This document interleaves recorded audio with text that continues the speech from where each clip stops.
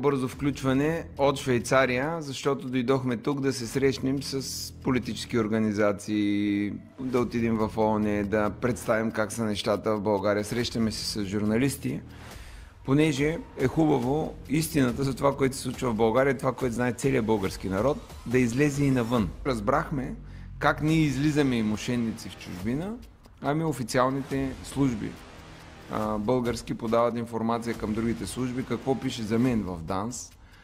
Измамник, руски агент. Значи аз съм руски агент, а Костадинов не е руски агент, който е с официален договор с един на Русия. само си помислете.